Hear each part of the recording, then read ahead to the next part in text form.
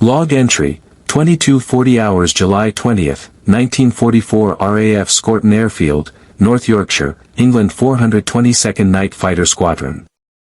The night sky over northern England hung heavy with static, a black dome stitched with faint starlight and the low hum of distant engines.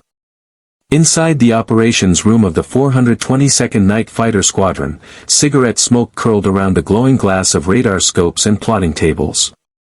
The war had shifted. By mid-1944, the Luftwaffe's dominance of the air had long since been broken in daylight, but at night, where the bombers droned through darkness and searchlights swept the clouds, the war was still uncertain. The Americans had brought something new to the table, something that even their British allies watched with quiet curiosity: the Northrop P-61 Black Widow, the first U.S. aircraft built from the ground up for night interception. 2 engines, twin booms, and a bulbous cockpit housing 3 men, pilot, radar operator, and gunner, the aircraft looked more like a creature of myth than machine. It had arrived late to the war, and many German pilots mocked its appearance and bulk, calling it a flying barn and a blind cat that can't see in the dark. They were wrong. The Widow did not see with eyes, it saw with radar, and that changed everything. At 22:40, the order went out for the first interception of the night. A returning RAF Mosquito had picked up faint enemy blips crossing the North Sea at medium altitude, estimated to be Junkers Ju-88G-6 night fighters returning from intercept attempts over East Anglia. These were the Luftwaffe's elite, men of Jagdgeschwader II, veterans who had spent years hunting RAF bombers by the glow of Würzburg and Liechtenstein radar. But tonight, they didn't know they were being hunted in turn. In the hangars, ground crews prepped the Widow, fueling tanks with 1,600 gallons of 100-octane gasoline, loading 4 20mm Hispano cannons in the belly, and 4.50 caliber machine guns in the dorsal turret. The aircraft's skin gleamed faintly under floodlights, its black paint absorbing most of the reflection. The pilot climbed up the ladder, strapping into the seat beneath the curved canopy, his radar operator settling behind him, hands already sweeping across the SCR-720 radar console, a British-designed, American-built system capable of detecting enemy aircraft up to 6 miles away in pitch darkness. At 22:52 hours, engines roared alive. 2 Pratt & Whitney R-2800-65 double wasp radials producing a combined 4,000 horsepower. The plane trembled like a caged beast. Tower cleared them for takeoff, and the Black Widow surged down the runway, its tricycle landing gear lifting free as it climbed through layered fog into blackness. Inside the cockpit, red-filtered lights kept their night vision intact. The pilot adjusted trim while the radar operator began sweeping, his voice steady over the intercom. Contact bearing 095 degrees, range 4 miles, closing. The pilot banked slightly east, throttles forward. The night was total, the horizon gone, only the dim green sweep of the radar scope and the faint phosphorescent glow of instruments breaking the void. The radar operator guided him like a blindfolded swordsman, directions measured, clipped, exact. Range 2 miles, 1.5, target descending. The pilot eased the throttles back. Visual? Negative, no visual. The P-61 had no need for visual contact, its radar gun sight could track targets even through cloud cover. At 23:04, they made radar lock. The blip resolved clearly, speed around 250 knots, altitude 8,000 feet. The German Ju-88 was cruising home, its crew unaware that an enemy aircraft had found them in total blackness. The P-61 closed silently from below and behind. The radar operator called distance. 600 yards, 400, target dead ahead. The pilot strained, eyes peering into empty night until, faintly, a darker shape crossed against the cloud glow. Got him, he whispered. He thumbed the trigger. The cannons erupted with red streaks, tearing through the darkness in a 2-second burst. Tracers sliced into the Ju-88's right wing. A flash of orange fire blossomed, then twisted as the German plane pitched downward, flames trailing like comet tails. The radar screen flared and went blank. Splash 1, the operator said. Silence followed, broken only by the drone of the Widow's engines. That kill marked one of the earliest confirmed night victories for the U.S. 422nd Squadron, and it changed perceptions overnight.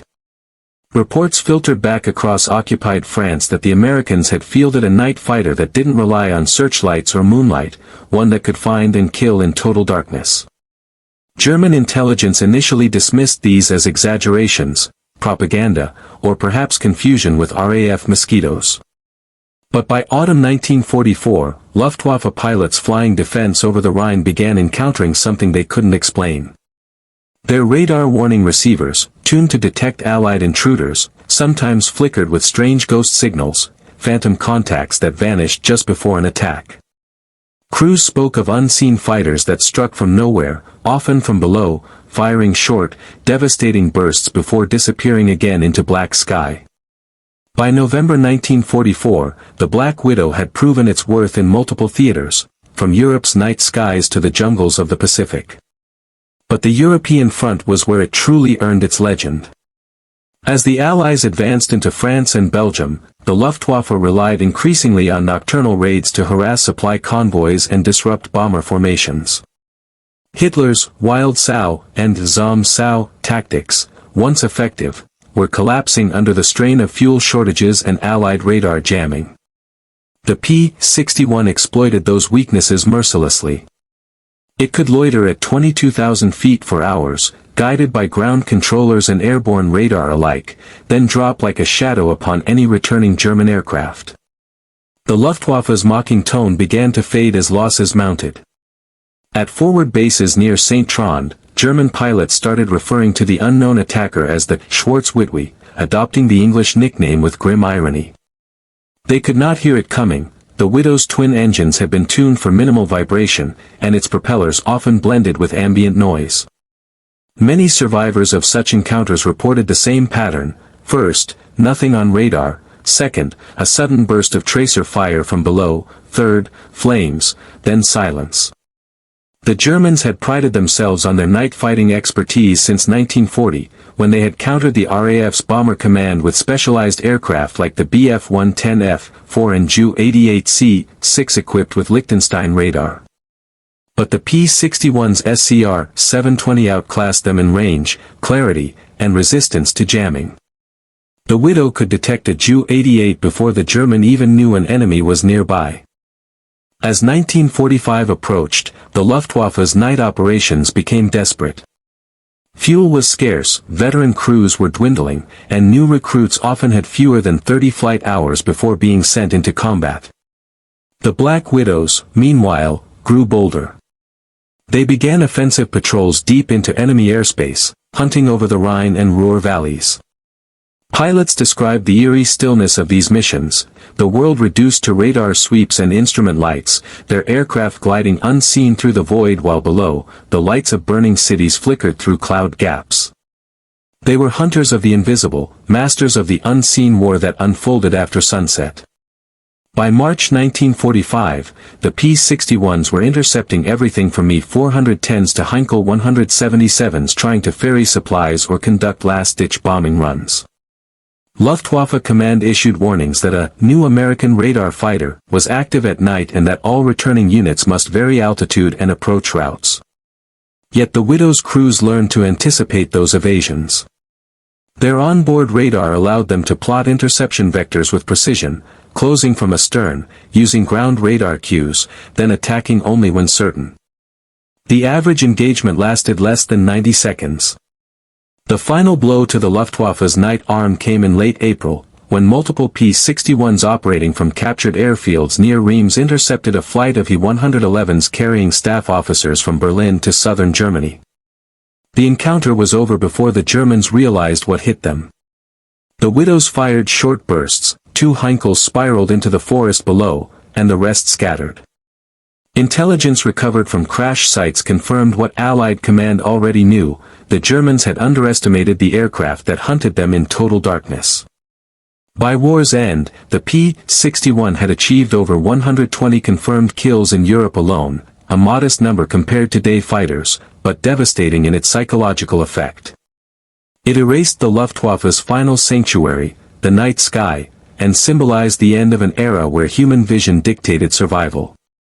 The Black Widow name had proven prophetic. It stalked silently, struck swiftly, and vanished before the prey understood what had happened. Even after Germany's surrender, captured Luftwaffe pilots spoke with reluctant respect. They recalled their first encounters, seeing nothing, hearing nothing, then the sudden red glow of cannon fire tearing across the night. The mockery, once loud in briefing rooms and airfields, had turned to silence. They had called it clumsy, slow, too large to fight, yet it had rewritten the rules of nocturnal air combat. For decades after, radar intercept doctrine across the world traced its lineage to the lessons the Widow taught in those final nights of the European war. And so, when the war diaries were closed, and the flight logs sealed under dust, the story of the P-61 stood as one of technological triumph born from necessity, a machine that made the unseen visible, and ended the myth that darkness could ever again be a refuge. In the months that followed, the Black Widow's legend spread quietly through Allied operations rooms, whispered among aircrews who once doubted that any American design could match the British Mosquito for night interception. The Widow wasn't elegant, it was engineered to dominate the unseen. Crews who flew it quickly learned to trust its instruments more than their eyes. The radar, the SCR-720, pulsed in green arcs that painted a world no human could see. It could pick out a single aircraft flying low over forest terrain or a bomber weaving through scattered clouds, and its precision stunned even veteran pilots accustomed to the uncertainty of night engagements. While the Luftwaffe still depended on visual identification or primitive airborne radar with narrow beams, the Widow's system allowed its crew to stalk a target with methodical patience, closing to within 100 yards before the prey even suspected danger.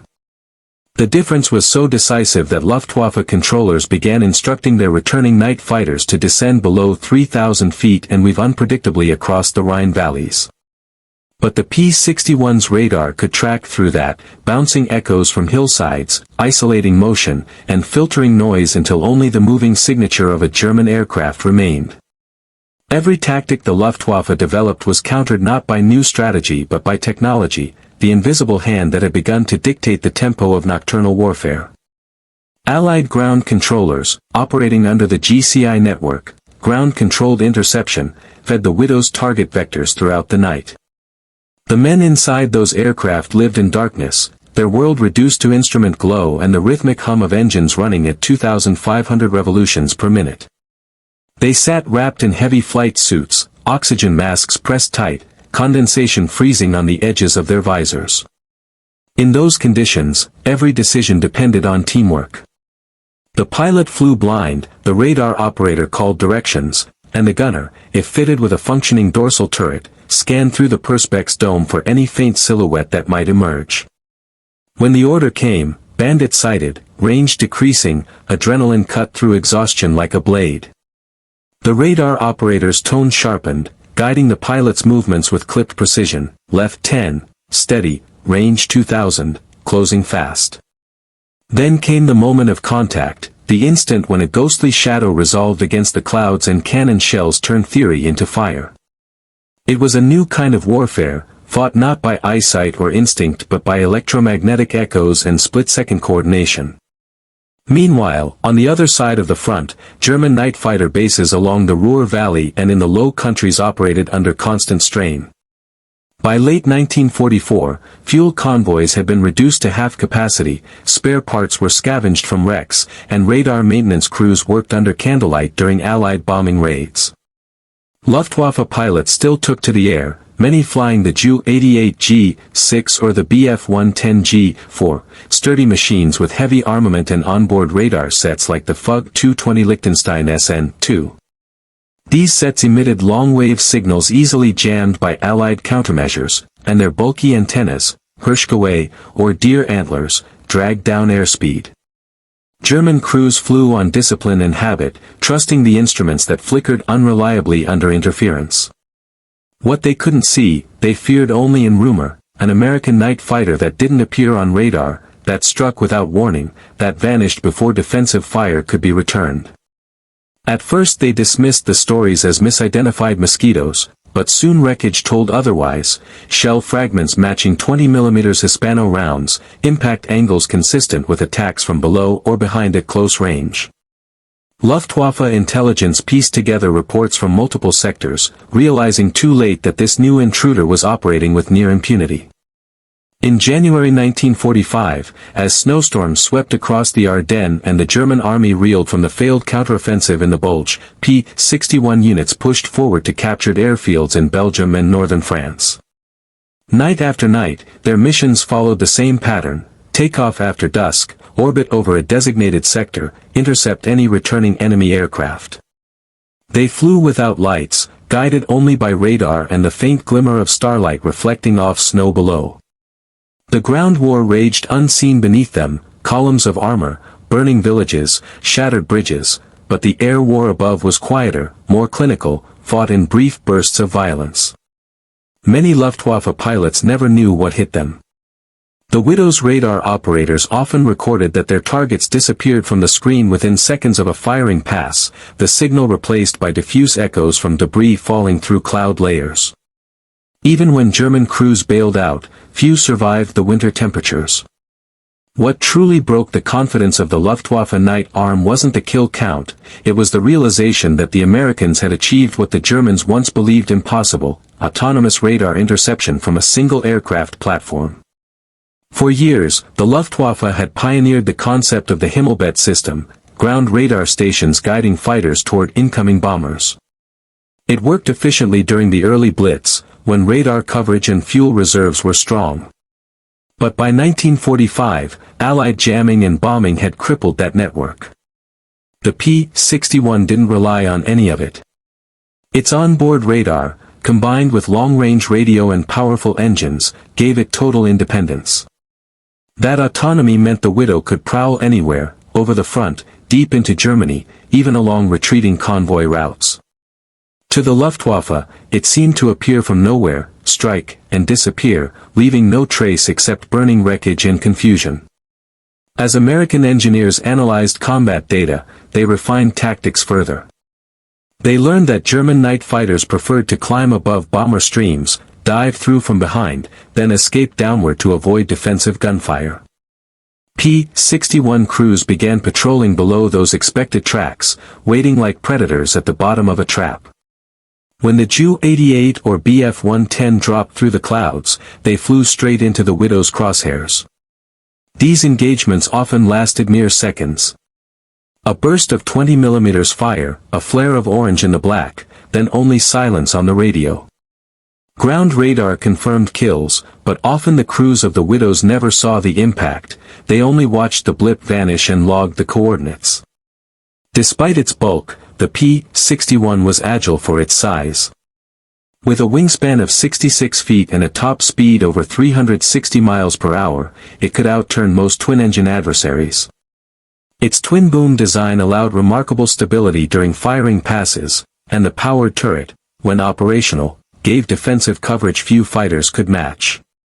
Pilots grew so confident that some even attempted ground attack missions at dawn, strafing transport columns and locomotives as they returned from night patrol. The aircraft's dark matte paint made it nearly invisible against pre-dawn sky. German anti-aircraft gunners often fired blindly, hearing only the deep rumble of radial engines overhead. By February, Luftwaffe squadrons operating from Würzburg and Stuttgart reported phantom interceptors that attacked even during poor weather when normal operations were impossible. Some crews claimed to have seen their pursuer only as a silhouette against lightning flashes, two glowing exhausts and a strange bulbous nose.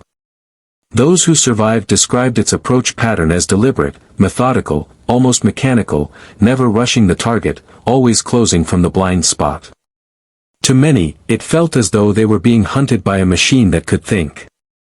German commanders issued new directives: return flights were to stagger altitude, kill onboard radar to reduce detection, and maintain strict radio silence. Yet it made little difference. The P-61's radar didn't depend on enemy emissions, it searched passively, sweeping for reflections. The WWII's adjusted, adapted, and learned. Technicians at Allied bases began to notice how cleanly the P-61's radar differentiated between aircraft and ground clutter, a feature ahead of its time. They could track a Ju-88 descending over forest canopy while ignoring reflections from the terrain, something no earlier Allied fighter radar could accomplish. The operator's seat became as crucial as the pilot's. Those men, often trained physicists or radio specialists before joining the service, translated invisible signals into deadly precision.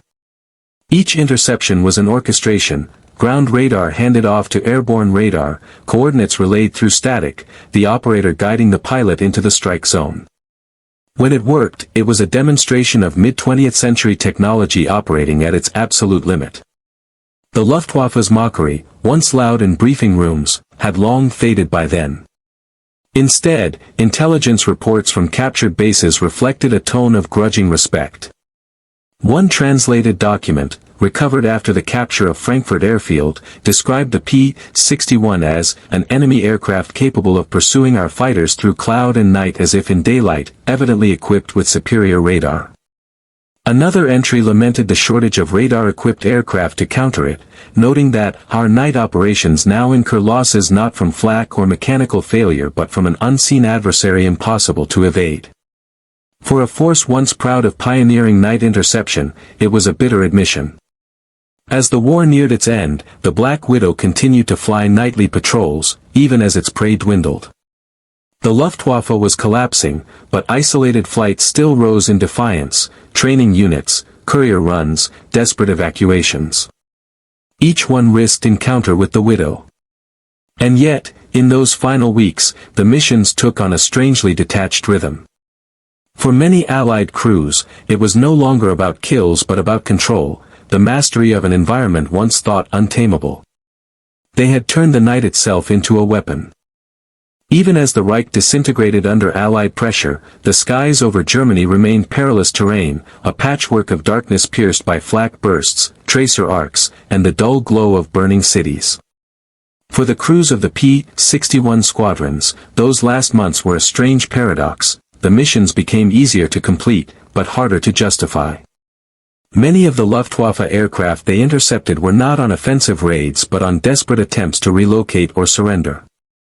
Still, the standing orders remained clear: no unidentified aircraft could be allowed to cross Allied lines. Radar screens glowed with the ghostly movement of returning contacts, and every blip meant a potential threat until proven otherwise.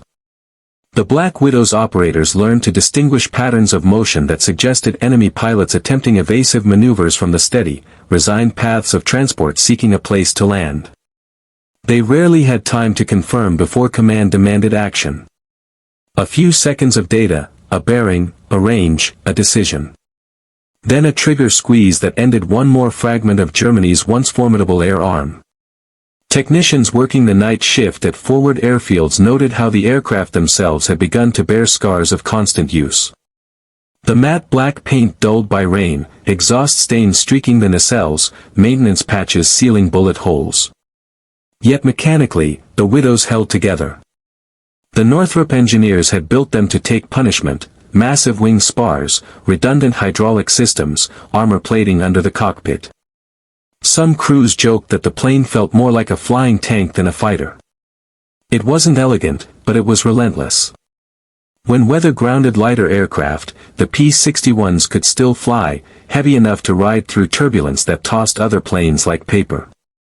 Their radar cones cut through fog and sleet, their engines plowed forward regardless of icing warnings. The crews called it "fighting the dark," and the phrase found its way into logbooks and letters home. Over the Ruhr and the Rhineland, Allied command began assigning the Widows to a new role: night escort for bomber formations returning from deep strikes. The theory was simple: with radar eyes watching, any Luftwaffe night fighters attempting to ambush the bombers would be intercepted before they reached firing range. It worked almost too well. In the first weeks of March 1945, recorded Luftwaffe night interceptions fell by nearly 70%.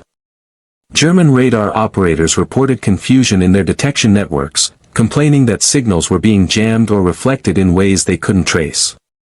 What they didn't realize was that the P-61's own emissions were disrupting the already fragile German systems, saturating frequencies with pulses the aging receivers couldn't filter. The Widows not only hunted, they blinded the hunters. Inside those aircraft, the atmosphere was simultaneously tense and monotonous. Hours of silence punctuated by seconds of chaos. Pilots sat hunched, listening to the constant hiss of radio static, the occasional clipped voice from ground control, and the mechanical rhythm of propellers beating the night air. The smell of fuel and heated metal filled the cockpit. Radar operators fought fatigue, staring into green phosphor screens until afterimages danced across their vision. When contact finally appeared, a faint echo at the edge of range, their bodies reacted before their minds caught up. Switches flipped, gun safeties clicked off, eyes flicked to altimeter and compass. In those moments, training took over. Each crew became a single organism, 3 men acting through instinct and routine, guided by data rather than sight. It was warfare distilled to signals and reactions, human will mediated by technology. In Berlin, surviving Luftwaffe officers pored over after-action reports trying to understand how the Americans had achieved such dominance in night interception. They knew the RAF Mosquito remained a formidable adversary, but the Mosquito was at least familiar, fast, light, and often visible against the moon. The P-61 was different. It defied prediction. Its radar allowed it to appear from impossible angles, its firepower could shred even armored aircraft in seconds, and its endurance meant it could stay aloft long after most German fighters had turned back for fuel. Intelligence analysts speculated that the Americans had merged captured British and experimental radar technology into one platform. In truth, they weren't far off. The SCR-720 owed much to British innovation, refined by American industry into something robust and versatile. Where German radar systems struggled with jamming and signal noise, the Widow's set operated on a shorter wavelength, producing sharper resolution. It was the same leap in clarity that distinguished a photograph from a shadow. For the Luftwaffe pilots still flying, the realization came in deadly fragments. A sudden flash of tracer from the void, a burst that severed control cables, an engine fire that left only seconds to bail out. Some reported hearing the roar of twin engines approaching from behind, only to find nothing visible when they looked back. They spoke of the air itself turning hostile, of darkness that seemed alive. For many of them, the idea of a machine that could hunt without sight was beyond comprehension. A few tried to adapt, flying unpredictable patterns, cutting their own radar, diving to treetop level, but these tactics only delayed the inevitable. The Widow could wait. It had radar precision and range, its crews were patient. By late March, Allied planners were already looking beyond Europe, preparing for the invasion of Japan. Reports from the Pacific confirmed that the P-61 was performing equally well against Japanese night raiders. Yet the European crews knew their chapter was unique. They weren't defending bases from isolated raids, they were dismantling the last remnants of the Luftwaffe's pride. Each interception symbolized another piece of the enemy's technological edge turned obsolete. The irony wasn't lost on them, the Germans had pioneered radar, yet by 1945 it was radar that hunted them. Ground crews occasionally found wreckage that told stories words couldn't. A Ju-88 shattered in a field, its fuselage perforated by shells fired from close range, a Bf-110 lying inverted in a river, its cockpit canopy missing, parachutes tangled in branches nearby. The investigators pieced together the angles and trajectories. Every sign pointed to precise, controlled attacks. No prolonged chases, no waste of ammunition. The Widows struck like surgeons, in and out within seconds. The Luftwaffe's own technical officers, inspecting the aftermath of these losses, noted the tight grouping of hits and the downward trajectory, evidence of a fighter closing from above with radar guidance to ensure maximum impact. That level of accuracy stunned even them. As April arrived, Allied columns pushed into the heart of Germany, and night skies filled with the distant glow of burning industrial complexes. The P-61 squadrons followed the advance, shifting bases almost weekly. Pilots joked that they were chasing the front faster than supply trucks could deliver coffee. Each new airfield brought the same ritual: assemble radar equipment, calibrate instruments, test the guns, wait for nightfall. The missions rarely varied: patrol, intercept, return, but the sensation of flying through collapsing enemy territory carried a weight of unreality. Below them, cities lay in ruins; above, the stars looked indifferent. The crews wondered if they were witnessing the last combat flights of a dying air force or the birth of a new kind of warfare. Then came the night of April 17, 1945, when a patrol over southern Germany intercepted what would later be logged as one of the final organized Luftwaffe night missions. The Widow's radar picked up 4 contacts flying in formation, likely Ju-88s or He-111s, moving east to west at 10,000 feet. The operator called out bearings, the pilot adjusted course. Within minutes, visual confirmation, silhouettes barely discernible against the faint moonlight. The gunner aligned the turret, the pilot descended, throttled forward. 2 bursts, 1 brief flash, another target veering off. A second burst, another fireball. The remaining contacts scattered. The engagement lasted less than 2 minutes. Ground observers later reported wreckage near a forest outside Augsburg. When investigators reached it after sunrise, they found remnants of fuel drums and crates, evidence the aircraft had been ferrying supplies, not engaging in combat. But the kill was recorded all the same. The Widow had done its job.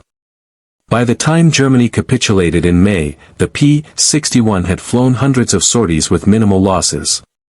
Its crews were exhausted but aware they had witnessed a transformation. The age of visual interception was over. In the debriefings that followed, analysts dissected every aspect of its performance: radar reliability, gunsight accuracy, engine endurance. They found that most successful kills occurred at ranges under 500 yards, guided entirely by radar. Visual confirmation had become a formality. It was proof that machines could now outperceive their operators, translating invisible waves into life-and-death outcomes. In post-war reports, Allied scientists compared the Widow's operations to those of the British Mosquito and the German Ju-88G series. The contrast was stark. The Mosquito relied on speed and pilot experience, the Ju-88 relied on coordinated ground control, the P-61 relied on integration, human and machine working as one. That integration would define the next generation of warfare. The crews didn't think in such terms then, of course. They simply flew their missions, logged results, and tried to sleep between sorties. But historians looking back would mark those nights as the moment the boundary between pilot and instrument blurred beyond recognition. Even after victory in Europe, a handful of Widows remained on station for occupation duties. They flew patrols over shattered landscapes, ensuring that no rogue flights disrupted supply lines. The men who had mocked the aircraft's ungainly shape now understood its genius. Every rivet, every control surface had a purpose. The twin-boom layout offered stability, the spacious radar compartment allowed maintenance in the field, the powerful engines guaranteed performance regardless of altitude. The Widow was not built for glamour, it was built for control. For the Luftwaffe survivors who surrendered, the memory of those black-painted hunters lingered like a nightmare. Interrogation transcripts recorded their astonishment: how had the Americans produced such a sophisticated night fighter so quickly? Some admitted they never even knew what had shot them down until they saw photographs after the war. A few spoke of an eerie calm in those final moments, the realization that technology had rendered their experience meaningless. They had trained to fight by sight and instinct, and neither had mattered. The darkness they once used as shield had turned against them. In the final months of 1945, the night sky over Germany grew quieter, but it wasn't peace that filled it, it was exhaustion. The Luftwaffe's airfields were scarred, runways pockmarked with craters, hangars collapsed under the weight of Allied bombing raids. Yet from those ruins, a few night fighters still crawled to life, their mechanics scavenging parts from burnt-out wrecks just to keep them airborne. The once feared Bf-110s and Ju-88s, the backbone of Germany's Jagd, were ghosts now, clinging to a war already lost. And out there, in that vast dark ocean above the fatherland, a new kind of predator waited, silent, invisible, patient. The Americans called it the P-61 Black Widow. It wasn't built for glory, not like the gleaming P-51 Mustangs that filled newsreels or the heavy bombers that symbolized Allied might. The P-61 was built for something colder, something clinical, to hunt other hunters in total darkness. Two Pratt & Whitney R-2800 double Wasp engines rumbled like thunder as the Widow prowled through night skies. Its glossy black fuselage swallowed moonlight. Inside, the crew of three, pilot, radar operator, and gunner, worked in a world of shadows and glowing cathode screens. In front of the radar operator, the SCR-720, a dish barely 3 feet wide, painted faint green arcs across the screen, detecting aircraft miles away through cloud and darkness. It was the first time in history an airplane could fight and kill without ever seeing its enemy. At first, German pilots laughed. They mocked American night flyers, calling them amateurs who relied on gadgets instead of instinct. The Luftwaffe's night aces like Heinz Wolfgang Schnaufer had written the rulebook on nocturnal warfare, mastering blind interceptions years before the Americans even entered the war. They used ground-controlled radar, visual spotting, and the eerie glow of burning cities to guide their hunts. To them, this twin-engine American monster, big, heavy, and slow compared to their Ju-88GS, looked like a waste of resources.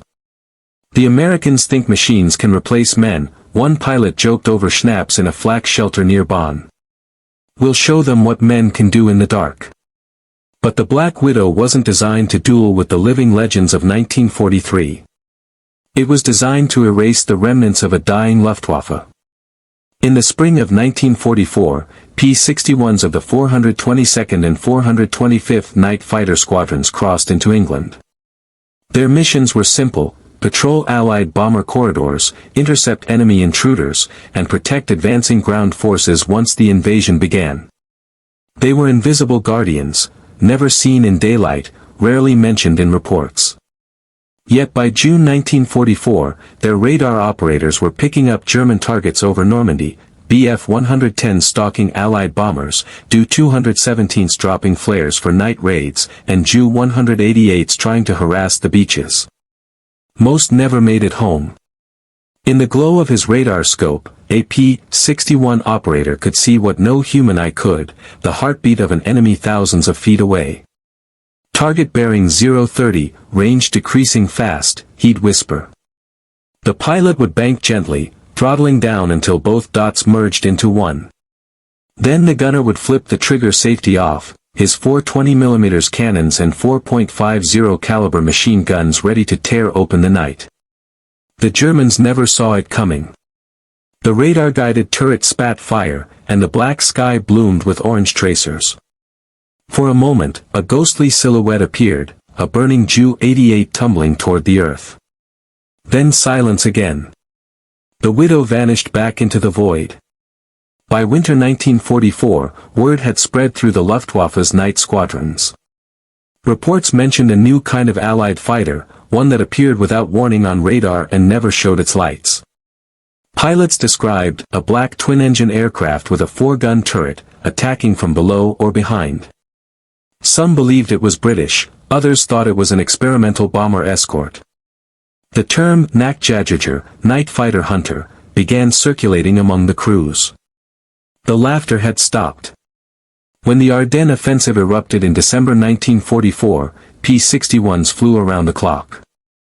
In the freezing nights over Belgium, they intercepted anything with a cross on its wings. They even hunted V-1 buzz bombs, racing low and fast to shoot them down before they reached Allied lines. Radar operators reported eerie moments: German night fighters flying so close they could hear each other's propellers but never spot the other visually. The Americans trusted their instruments. The Germans, running low on fuel and hope, trusted only instinct. Then came the night of January 3, 1945, near Liège. A Ju-88G-6 piloted by Oberleutnant Wilhelm Brecht was returning from a failed interception when his onboard radar operator detected something trailing him, faint, slow-moving, persistent. He assumed it was an Allied bomber. He throttled up, dove through a bank of cloud, and climbed again. The signal remained. Moments later, 420mm shells ripped through his left wing. The fuel tank exploded. His last transmission was a scream cut short by static. The Americans logged the kill as unconfirmed radar contact destroyed. Breck's wreckage was found 2 days later in a frozen forest. The P-61 had become a psychological weapon. Luftwaffe crews started refusing night sorties without ground radar coverage. Some even shot at shadows, convinced the Black Widow was circling them. For the first time, the hunters were afraid of the dark. By April 1945, as Allied forces closed in on Berlin, the Black Widow prowled over a shattered Germany that barely had an air force left. Its missions turned from interception to patrol, seeking last-ditch flights, transport planes, or high-ranking officers trying to flee under cover of night. The final confirmed P-61 kill came on April 18, 1945, when a crew from the 548th Night Fighter Squadron shot down a Heinkel He-111 over Munich. It was a symbolic end. A plane that once led blitz raids on London, now hunted to extinction in its own skies. When the war ended, most P-61s were quietly retired, their technology already paving the way for jet-powered interceptors. The Luftwaffe pilots who survived spoke of the Widow with reluctant respect. One memoir described it simply: "You did not see it. You only knew it was there when you died." Today, only a few Black Widows remain, stripped of paint, resting in museums under hangar lights. Their glossy black wings no longer vanish into the night, but their story remains written across every radar screen, every midnight interception that followed in the jet age. The era of dogfighting aces ended in darkness, replaced by radar blips, machine precision, and unseen death. The Luftwaffe pilots had mocked the idea once. But when the P-61 came for them, there was no moonlight, no warning, and no laughter, only the hum of engines in the night, and the silence that followed.